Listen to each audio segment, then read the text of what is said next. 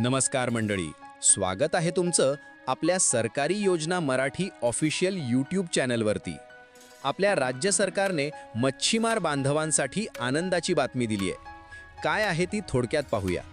चला तर सुरू करूया मग व्हिडिओ. महाराष्ट्राच्या किनारपट्टीवरच्या मच्छीमार बांधवांसाठी एक मोठी बातमी आहे.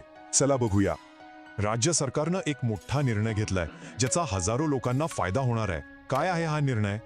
तर तब्बल 61 कोटी 24 लाख रुपयांच्या निधीला मंजुरी मिळाली आहे. आणि हा पैसा खास मच्छीमारांसाठीच्या पायाभूत सुविधांवर खर्च होणार आहे. हा सगळा निधी येतोय नाबार्डच्या ग्रामीण पायाभूत विकास निधी योजनेतून. म्हणजे या योजनेचा थेट फायदा किनारपट्टीवरच्या मच्छीमार बांधवांनाच मिळणार आहे. या योजनेत रायगड, ठाणे, सिंधुदुर्ग, पालघर आणि रत्नागिरी या जिल्ह्यांचा समावेश आहे. पण यातही रायगड जिल्ह्यावर विशेष लक्ष देण्यात आलं आहे. बघूया कसं ते. रायगडमधील दिघी, राजपुरी, नांदगाव आणि बोर्ली मांडला या गावात नवीन सुविधा उभारल्या जाणार आहेत. या सगळ्याचा उद्देश एकच आहे, स्थानिक मच्छीमारी व्यवसायाला चांगली चालना मिळावी. म्हणजे बघा, यामुळे तिथली अर्थव्यवस्था तर सुधारेलच, पण लोकांचं जीवनमानही उंचावेल.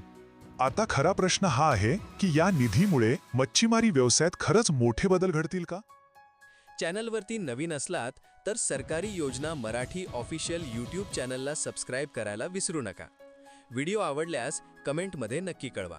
भेटूया पुढच्या व्हिडिओमध्ये. धन्यवाद.